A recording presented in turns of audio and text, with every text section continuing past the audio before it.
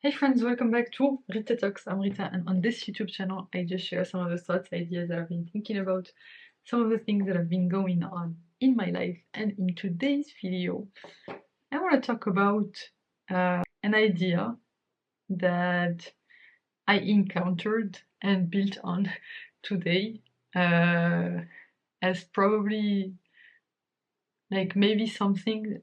I think I'm onto something to help me build my ability to focus and my ability to do deep work. Because as I've mentioned before uh, on this channel, like I really want this year to build my ability to do that. I mean, I've had ups and downs when it comes to this, but that's okay. I'm okay with like navigating these ups and downs because they're just part of life.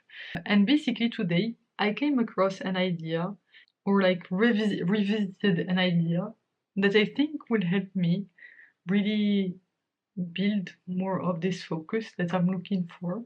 And basically it came from this snippet of the Diary of a CEO podcast episode with Nir Eyal.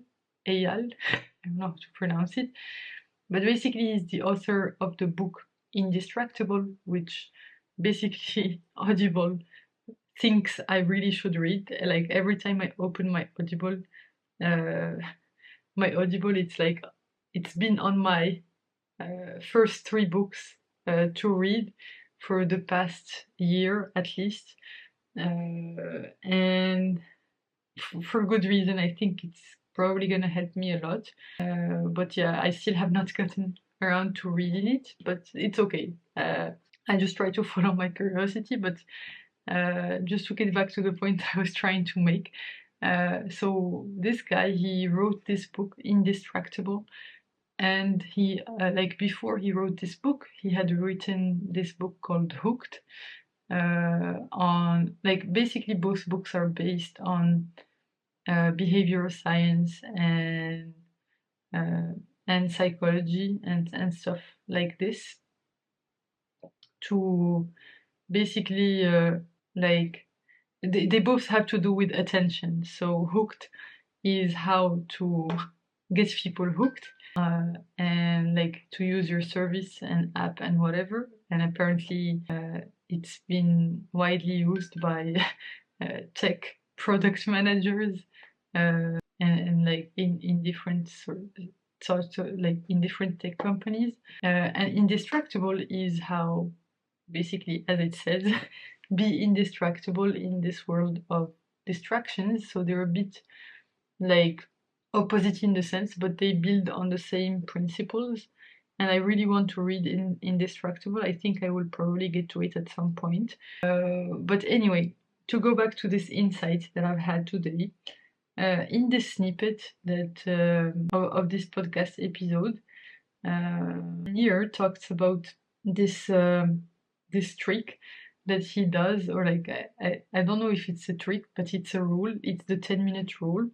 Basically, that states that like for example, when you're like you can give in to a distraction. Like if you feel the urge to do something, so he mentioned, you know, smoking or like eating a chocolate cake if you're on a diet, or like looking at your phone or whatever. Like if you feel the urge to do something that you don't want to do, in principle, build a buffer of 10 minutes and decide, okay, I'm not gonna give in to this distraction for 10 minutes, and then after 10 minutes I can do it. And basically like depending on people and depending on the days, like basically what it does is that it just gives you this feeling of autonomy and basically gets rid of the rumination. And so this 10-minute rule is maybe helpful to stay indistractable. And recently I've been thinking about this idea of having a sand timer. and like basically using it to stay focused. So I already use this app called Forest to gamify focus, uh, and I've been using it, but like I still think that I can improve the amount of time that I focus, and I think I've found the right combination of how to do this. So I think the right way to do it is I would continue to use this Forest app that I use. Like I use two sorts of blocks. Sometimes I use 25-minute blocks, and sometimes I use 50-minute blocks. And basically, like whenever I start a work session, I start one block, and sometimes I get distracted within the work session and start doing other stuff. So now, like while listening to this podcast episode, I just had a realization that okay, I should also get a sand timer, a 5 minute or 10-minute sand timer that basically every time I notice myself getting distracted during these work sessions, use the sand timer, start the sand timer uh, to basically like leave it in the background. And as soon as the sand timer, flips, so as soon as the whatever time I choose uh, is done, I can I can give in to whichever distraction, and I think this will probably help me like extend my periods of deep work and deep focus, which I'm really trying to do. So so yeah, I think this will be a fun thing, and also because it's a sand timer, like I can just like put it on my desk and like have it as a totem rather than on my phone. And yeah, I think this is like I don't know, somehow something just clicked in my mind, and I was like, oh, I think I found a system that I can use that can help me. And I absolutely love these moments when I feel like I've stumbled on like a combination of insights, like from my readings and stuff, but that I built on, like from listening to a nugget. Because this podcast episode I already listened to. It's just that I didn't have at that time this context of thinking about sand timers that I have as I have been thinking about recently. And so basically just like re-listening to this extract from the Diary of a CEO podcast really helped me like I don't know, triggered this light bulb moment in my head.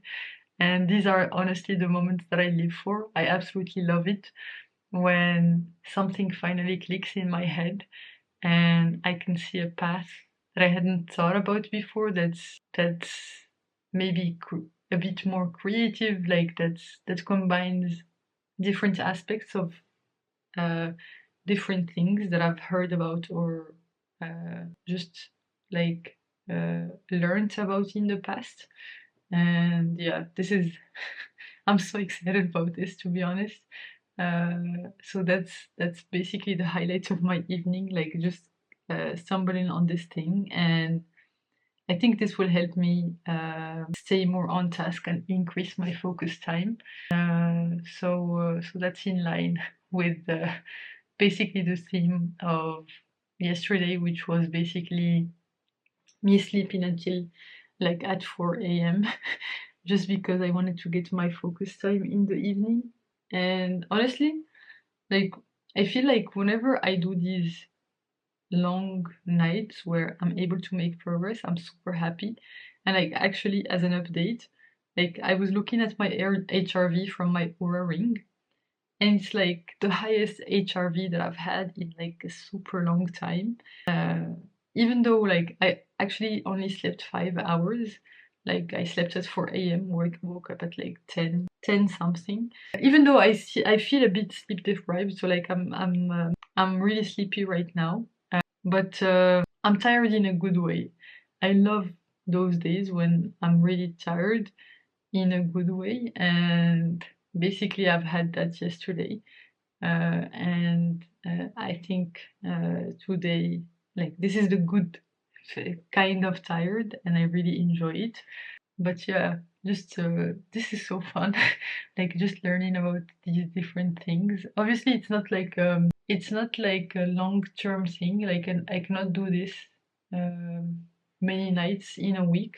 I can only do this one night uh, every week, or like even every week is a lot. One night in a while, and sometimes it's worth it.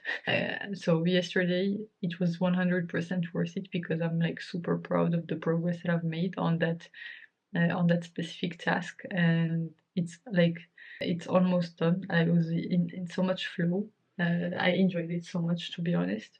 And yeah, just super grateful to be experimenting with all of these things, and genuinely trying to make my life better. And yeah, just thought that was so cool. Also, something else that I heard, like, on the same topic, on this topic of focus, on why it's important. Basically, I was also listening on the Diary of a CEO podcast of the episode with the Hinge's founder. So Hinge, the dating app. So his name is Justin McLeod. McLeod. I don't know how to pronounce it, but that's him. I don't know if you could see it. Let's see. Okay, there's this guy. Anyway, you could look him up. Hinge founder. And basically, what did I want to say? Yeah, so I was just like reading from this guy, and at some point he talked about like there was this, like, towards the end of the episode, they were talking about, like, him and Steve were talking about this idea of always building from first principles, and that's exactly what he did. Is that he connected with this, like like he like he felt like he had this intuition that came from experience about a fundamental truth about dating, and he stuck to that, like, vision, intuition, based from his learnings and from his own experience of being single and wanting to connect with someone, and basically stuck with the problem until like tried multiple times. So they had, like, he literally scrapped the app like 3 times over and redesigned it from scratch, almost like 3 times, just because he was so focused on the vision, which is basically to help people connect and find their life partners. And I just honestly found that so inspiring. I really enjoyed this podcast episode. I think he's really wise, and the way that he um, explains his culture and, like, his approach to leadership and stuff is just such a like an interesting, and actually you can tell that he has lots of experience about this, and that he spends a lot of time reflecting on these things. So I just really enjoyed this episode. But yeah, basically, like, to go back to this idea of first principles, he they both basically talked about the fact, like, basically Steven mentioned the fact that the best founders are always building from first principles, and he gave also, like, he was referring to him, basically this guy, Justin McLeod, and also mentioned the founder of Whoop, that basically the first principles led to a conclusion that was not a conventional or common, and basically it's making these unconventional decisions from like from building on first principles rather than from looking at what other people are doing,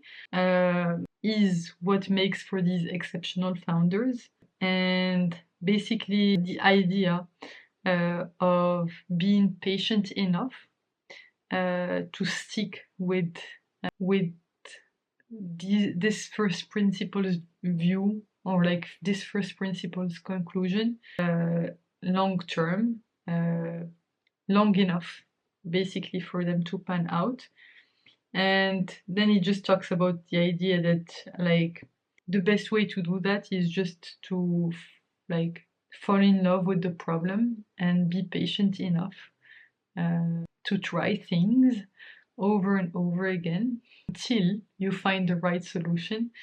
And that might mean completely like redesigning things, just like he did for Hinge, like 3 times over.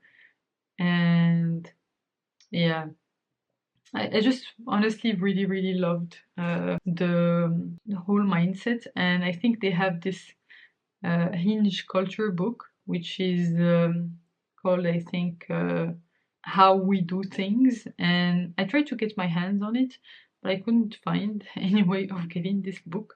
But basically, Steven would, like, throughout the interview, was reading from it.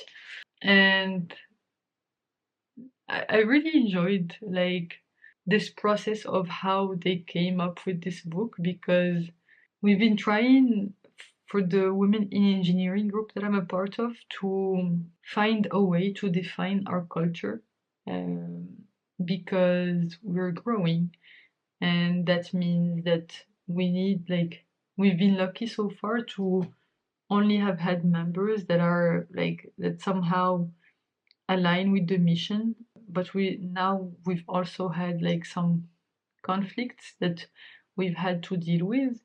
And so basically I really liked how Hinge approached this, like how he basically approached this idea of how to build a culture, and like analyzing this is what we look like when we're at our best, and this is what we look like when we're at our worst, and basically trying to prune things that lead to us not acting in a way that's aligned with our values.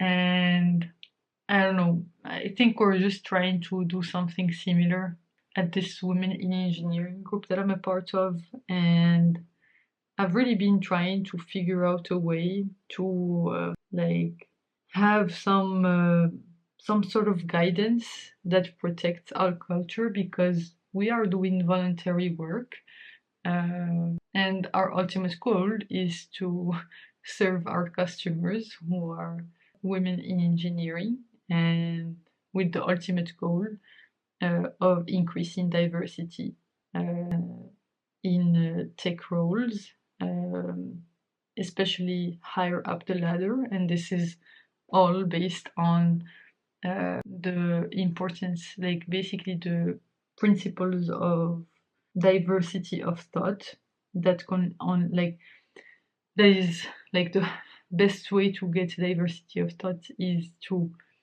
like the fastest way, like the way with the biggest variance is to have more women. Like that's one axis. Another axis could be race and like nationality and things like this. But we're focusing on specifically the gender one, because I think it's the one where we can gain like the most information. If we look at it from an information theory perspective, it's the one that covers the highest variance. So yeah, just from a statistical standpoint, that's where we're at today.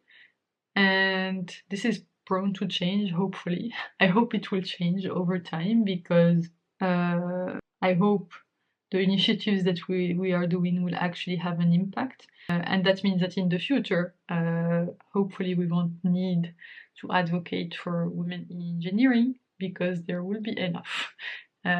So yeah, that's some of the thinking. And I've really found He's thinking about how to create a good company culture. Really, really helpful, and I think we can use some of the approaches that he took to create a good company culture at Hinge, and we can use some nuggets from that to help inform our team culture for this women in engineering group. So yeah, those are the things that I've been thinking about and reflecting on, and I don't know, ideating about. I don't know if that's how like my brain is completely dead. But I hope you get the point, despite my many grammatical mistakes. So thanks a lot for tuning in. You can click here to watch my previous video on this channel, so the one right before this one, or you can click here to watch my latest video on the channel overall. Thanks again for tuning in. I hope you have a fantastic rest of day, night, whichever time of day it is where you are right now. Bye for now, and I will hopefully see you in the next one. Bye bye!